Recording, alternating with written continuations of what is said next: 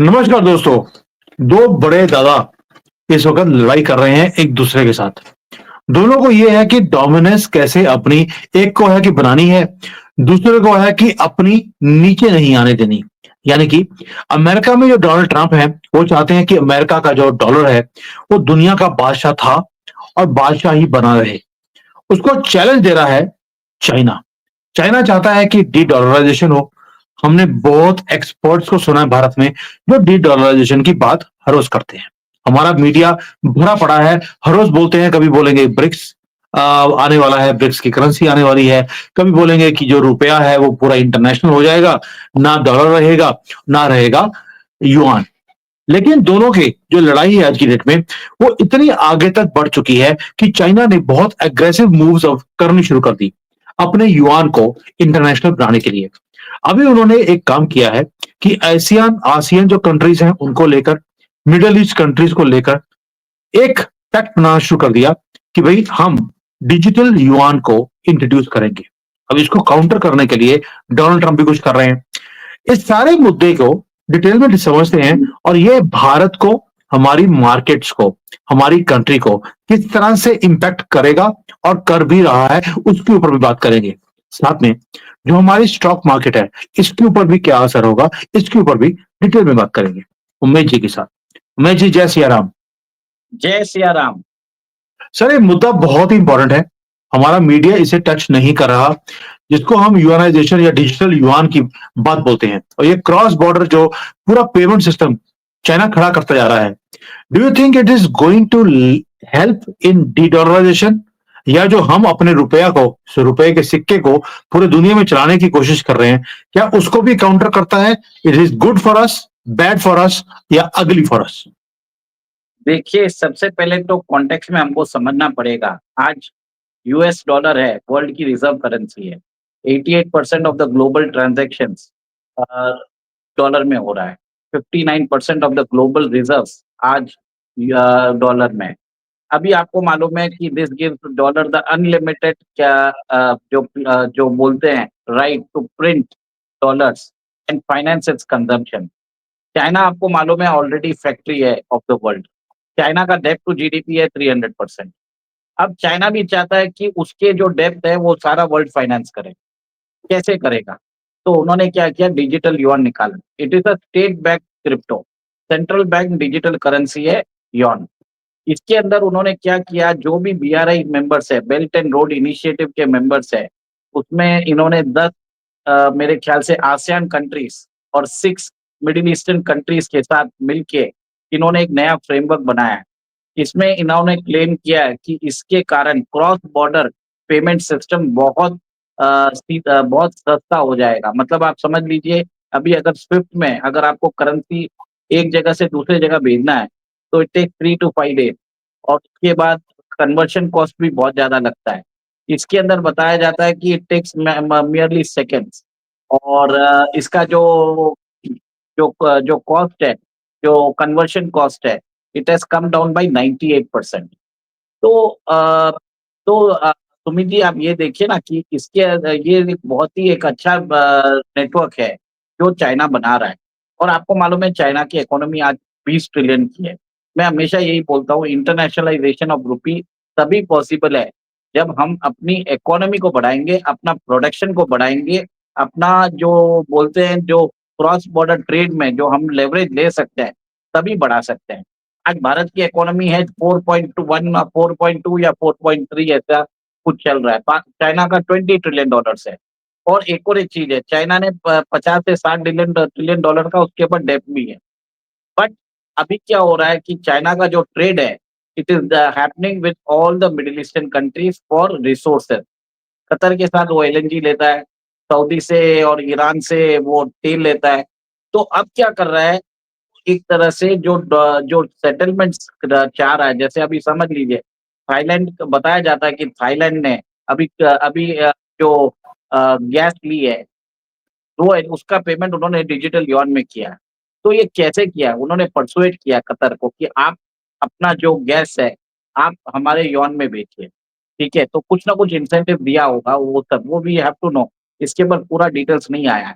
ऊपर से बात ये भी हुई है कि जो यूरोपियन शिपिंग कंपनीज़ हैं, वो उन्होंने भी अपना पेमेंट अभी इसी पेमेंट सिस्टम को यूज़ करने चालू कर दिया गया है। और बताया जाता है कि 87% of the global financial system आज कंपैटिबल है इसके चाइना के डिजिटल युआन सिस्टम में। और इसमें एक और एक शर्त है कि आपको उनका ही बाइडू का जो ट्रैकिंग सिस्टम है वो यूज़ करना पड़ेगा। आपको एक तरह से उनका ही इंफ्रास्ट्रक्चर नेटवर्क यूज़ करना पड़ेगा। बट एक चीज़ है, ये पूरा जो ट्रांज़ैक्शन है, ये ब्लॉकचेन पे है। इसके अंदर मनी लॉन्ड्रिंग पॉसिबल नहीं है बोलते हैं। और सुमित जी, एक चीज़ और भी है कि आप ये देखिए ना कि एक बहुत फुल प्रूफ सिस्टम है, अच्छी तरह से डिज़ाइन किया हुआ है। चाइना ने बहुत मेहनत भी की है इसको इंटरनेशनलाइज़ करने की। बट इसके अंदर क्या है, और you have to be the member of PRI. You have to use the Beidou जो नेविगेशन सिस्टम है, आपको वो यूज़ करना पड़ेगा। और इन्होंने अभी क्या किया है कि अगर कुछ ट्रेड रूट्स चलते हैं, जैसे आप समझ लीजिए कोई ट्रेन रूट चल रहा है बिटवीन 1 सिटी टू 2 सिटी, आप आप वो जो ट्रेन रूट्स के ऊपर भी आप इसको यूज़ कर सकते हो डिजिटल यॉन। तो एक तरह से वो डिजिटल सिल्क रूट भी बनाने की बात कर रहे हैं। एक बहुत ही अच्छा सिस्टम है जिसके अंदर सीमलेस जो बोलते हैं ट्रांज़ैक्शन, वो सेटलमेंट हो जाएगा। बट एक चीज़ है, इसमें पूरा कंट्रोल रहेगा पीपल बैंक्स ऑफ चाइना, और ये एक क्लोज़ सिस्टम रहेगा। इसके अंदर जो भी है, everything will be monitored by China. अब ये है कि चाइना का जो $20 ट्रिलियन का जो उनकी इकोनॉमी है, उसके रिलेटेड जो वो ट्रेड करते हैं विश्व के साथ, उसको देखना पड़ेगा कि कितना वो ट्रेड उसमें कर सकते हैं और कितना वो डाइवर्ट कर सकते हैं। अभी आप समझ लीजिए, अभी वो समझ लीजिए कतर से वो गैस लेते हैं। वो अर्लियर पेमेंट डॉलर में करते थे, उसको आप कभी भी यॉन में रिप्लेस कर सकते थे, और अमेरिका को मालूम है ही। ओके, आपको मालूम है कि ईरान को जैसे अमेरिका ने सैंक्शन किया है, अब वो डिफ़ॉल्ट में वो यूज़ करेगा ये पेमेंट सिस्टम। अब ऐसी बात है कि इंडिया इसके अंदर नहीं है, क्योंकि इंडिया मेंबर नहीं है बीआरआई का। ओके, हमारा शायद पाकिस्तान जो है, वो शायद बन जाएगा थोड़े दिनों में इसमें, क्योंकि उधर भी जाके उसको भीख ही माँगनी है, ठीक है? तो मेरा ये मानना है कि आगे जाके इंडिया का जो यूपीआई है, ये हमें भी इंटरनेशनलाइज़ करने की ज़रूरत है। हमारा जो पेमेंट सिस्टम है, ऑलरेडी आपने देखा है कि हमने 30 कंट्रीज़ के साथ रूपल और रूपी और दूसरे करेंसीज़ का एग्रीमेंट साइन किया हुआ है। मतलब 156 banks of 30 countries have signed Vostro account, जिसमें लोकल ट्रेड सेटलमेंट होगा। बहुत सारी countries around equally this number of countries के साथ हमने एक तरह से यूपीआई पेमेंट का भी जो पेमेंट सिस्टम्स है, उसको लॉन्च कर दिया है। फ्रांस में लॉन्च कर दिया, आपने देखा सिंगापुर में लॉन्च कर दिया है कि वहाँ पे भी नागरिक चाहे तो यूपीआई सिस्टम के through they can send the remittances. और एक और एक चीज़ है, Bharat is constructing digital public infrastructure for many countries as well. तो इंडिया अभी इस रेस में थोड़ा बहुत पीछे है। अभी वो इन्हें उसने उसने सिर्फ़ एक बेबी स्टेप्स लिया है। चाइना हमसे 2 कदम आगे पहुँच चुका है। उसने एक तरह से पूरा फ्रेमवर्क भी बना लिया है, और हमने क्रिप्टो करेंसी की जब टेस्टिंग हो रही थी, हमने एम ब्रिज की बात की थी। तो ये जो सिस्टम है, इसका एम ब्रिज का सेकंड वर्ज़न है।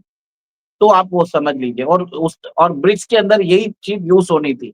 तो चाइना ने क्या किया, ब्रिक्स की करेंसी नहीं निकल रही है, तो उसने अपना डिजिटल युआन निकाल दिया है। तो एक तरह से अब बताया जाता है कि $1 ट्रिलियन का ट्रेड इसमें हुआ भी है। तो ठीक है, वो तो होना ही था। और आपको भी मालूम है कि यूएस ऐसे नहीं है कि यूएस चुप बैठा है। यूएस ने अपनी बैंक को बोल दिया है कि आप स्टेबल कॉइन्स इश्यू करिए। अब अमेरिका के जितने भी बैंक्स हैं, वो अपना-अपना कॉइन्स इश्यू कर सकते हैं। वो stable coins will be backed by dollar. उसके अंदर भी ये जो बोलते हैं, सीमलेस ट्रांज़ैक्शन होंगे क्रॉस बॉर्डर पेमेंट सिस्टम के, जिसके कारण मेरे हिसाब से इसके अंदर सबसे ज़्यादा प्रॉब्लम होगा स्विफ्ट को। हमने पहले भी बोला था कि स्विफ्ट के अंदर 3 से 5 दिन लगते हैं, उनके ट्रांज़ैक्शन कॉस्ट बढ़ जाते हैं। तो कहीं न कहीं आपने देखा है कि कैसे अमेरिका ने बिटकॉइन को अडॉप्ट कर लिया है। जो एक प्राइवेट क्रिप्टो है, उसको अपने स्ट्रैटेजिक बिटकॉइन रिज़र्व में इंक्लूड भी कर लिया है। और जिसके कारण अमेरिका को मालूम है कि डॉलर को बचाना है, तो बिटकॉइन को डॉलर के साथ लिंक कर दो। और अमेरिकन कंपनीज़ को उन्होंने बोल दिया है कि आप अपने प्राइवेट क्रिप्टोज़ निकाल सकते हो।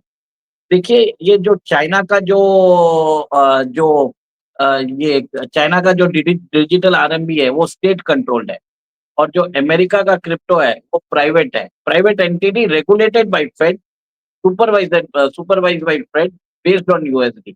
इसके अंदर भी आप सीमलेस ट्रांजैक्शन कर पाओगे, इसके अंदर भी आपका जो कॉस्ट है वो कम होगा। तो बेसिकली आप ये समझ लीजिए it is a clash of digital yuan versus American crypto based instruments. Sir थोड़ा सा सिंपल लैंग्वेज में समझाता हूं मैं कि ये चाइना ने सिस्टम बनाया है, इन्होंने शुरू किया था हांगकांग और अबू धाबी के बीच में लेन देन के लिए।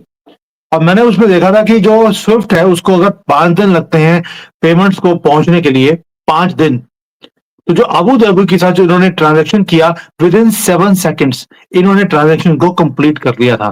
कहाँ 3 से लेकर 5 दिन, कहां पर 7 सेकेंड्स। और उसके बाद इन्होंने कंट्री बाय कंट्री साथ में जोड़ते रहे। यूपीआई की भी यही खासियत है कि अभी आपने क्लिक किया और अगले सेकंड में, बाकी चाइना तो 7 सेकंड लेता है, हमारा 1 सेकंड में ट्रांजेक्शन हो जाती हैं। लेकिन हम उसको उतने लेवल पर, इतने बड़े स्केल पर हम नहीं ले जा पाए। उसका कुछ रीजन है। जैसे रशिया के साथ हमने तेल खरीदा, अब रशिया ने हमारे साथ अकाउंट खोल दिया, हम उसे इंडियन रुपी में पेमेंट करते हैं, पैसा हमारे ही इंडियन बैंक्स में पड़ा रहता है, लेकिन वो कंज्यूम नहीं होता। क्यों? क्योंकि भारत रशिया को कुछ बेचता ही नहीं है, नहीं तो हम वो रुपीस को यूज कर सकते थे। चाइना के साथ उल्टा है। इन्होंने क्या किया, बीआरआई की कंट्रीज को पकड़ लिया, वहां पर इन्वेस्टमेंट शो करते हैं कि हम आपके इन्वेस्टमेंट्स कर रहे हैं तो आपको हमारा माल खरीदना पड़ेगा। अब वो कंट्री को मजबूरी में आकर, जैसे सपोजिंग पाकिस्तान है, पाकिस्तान को कुछ भी चीज खरीदनी है उसे चाइना से ही खरीदनी पड़ती है, क्योंकि तभी पैसे का लेन देन पूरा होता है। भारत उसके अंदर में बड़ी बार वीडियोस बनाई है, भारतीय हमेशा जाकर सामान खरीद कर लेके आते हैं लेकिन बेचते कुछ नहीं है चाइना को।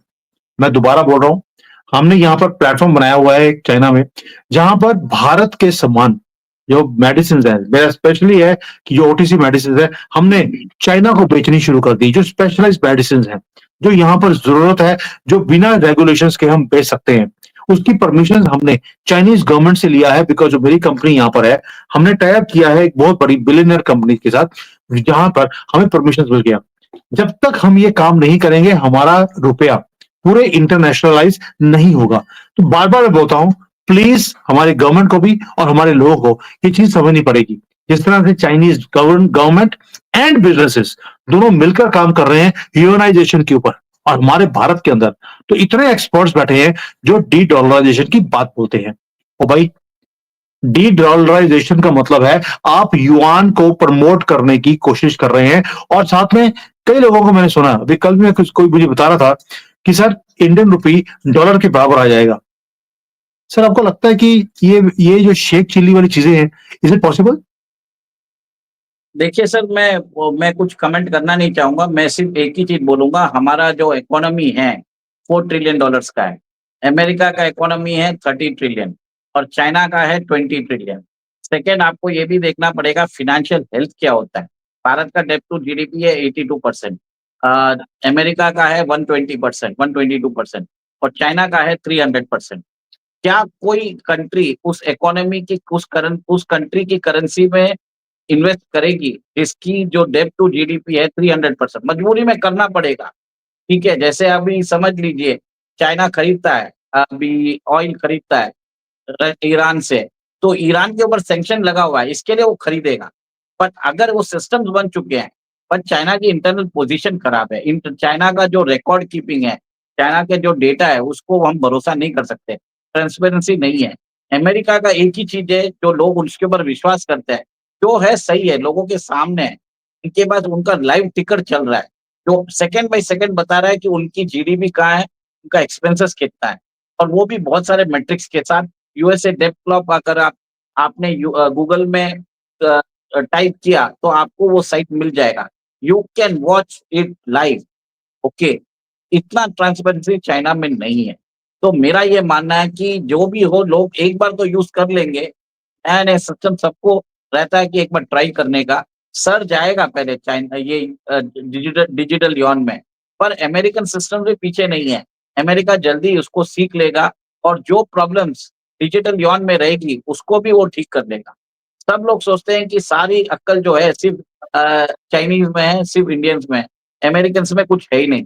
बट आपको ये जान के हैरानी होगी कि 1945 के में अंदर ये जो जो इंटरनेट की बात हम 1990 में हम लोग देखा है, अमेरिका ने 1960 में ही बना लिया था। वो अपनी टेक्नोलॉजी सबको बताते नहीं है, they keep it under raps. अगर चाइना ने अगर टेक्नोलॉजी चुराई है अमेरिका से, तो अमेरिका ने अलाउ की है। उनके कन्फ्यूशियस इंस्टीट्यूट जो जो अमेरिकन यूनिवर्सिटीज में कर रहे थे, तो अमेरिका ने अलाउ की है। और आपको मालूम है जब अमेरिका जब सारे जो तार एक साथ बांधता है, तब कैसे होता है सबको मालूम पड़ गया। तो मेरा ये मानना है कि अमेरिकन डॉलर का वर्चस्व रहेगा, एटलीस्ट 10 साल तो रहेगा। 10 साल के बाद तो मैं कुछ बोल नहीं सकता, क्योंकि जिस हिसाब से डोनाल्ड ट्रम्प आ रहे हैं, एवरी अदर कंट्री की आप देख लीजिए। अभी बीच में Hyundai $20 बिलियन का इन्वेस्टमेंट कमिट करके आया है। अदानी $15 बिलियन का कर रहा है, गूगल कर रहा है, फिर बाद में आपने देखा TSMC कर रहा है, एप्पल कर रहा है, सब लोग उधर कर ही रहे हैं। तो एक तरह से इंडस्ट्रीज वापस भी जा रहे हैं और अमेरिका के अंदर प्रोडक्शन चालू हुआ है। अब ये क्या है, 4 साल में जो नींव रखेगा डोनाल्ड ट्रम्प, जब 2028 का इलेक्शंस आएगा, अमेरिकन देखेंगे कि उसने क्या बोला है, क्या सही किया है, क्या नहीं है। देखिए, एक बात अमेरिका की एक चीज़ है, it's one of the most adaptable nation in the world. मैंने हमेशा बोला है कि अमेरिकन जैसा अडैप्टेबल कोई नहीं है। उनको मालूम है अगर अगर प्रॉब्लम है, तो उसको वो चेंज भी जल्दी करते हैं। आज योगा जो इतना ज़्यादा फैल रहा है, वो अमेरिका में ज़्यादा फैल रहा है। उधर अडैप्टेबिलिटी इतनी ज़्यादा है, वो लोग वहाँ पे जितना भारत में नहीं होता, उतना अमेरिका में लोग प्रैक्टिस करते हैं। So it means that American society recognizes the fault lines and they immediately take a recourse method. तो इसी के लिए उन्होंने डोनाल्ड ट्रम्प को लेके आए। जब उन्होंने देखा कि देश का डेब्ट बढ़ रहा है, तो वो लेके आए, उसको लैंडस्लाइड मेजॉरिटी दी है। और उनको मालूम है उनका मीडिया उनके अगेंस्ट है, उनके एकेडमिशियन अगेंस्ट है, उसको उस आदमी को गाली भी दिया जाएगा, पर उनको उसको जनता का सपोर्ट है।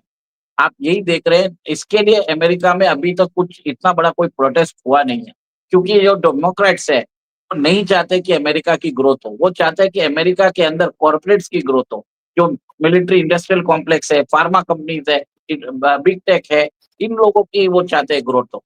जबकि डोनाल्ड ट्रम्प चाहते हैं ग्रोथ हो American Janata and American corporates. तो फर्क वहां पे है। और जनता का पूरा सपोर्ट है, जनता को उन्होंने सब कुछ दे दिया, जैसे यूएस एड के बारे में बताया। तो he is now trying to clean the system, at least he is taking some steps. जैसे उन्होंने बोल दिया कि नेटो में मुझे नहीं रहना है, मैं क्यों तुम्हारा खर्चा दूं, क्योंकि मेरे खुद की इकोनॉमी खराब हो रही है। मेरा डेट है 36 ट्रिलियन और मेरी इकोनॉमी की साइज है 30 ट्रिलियन, 120% बहुत ज्यादा है।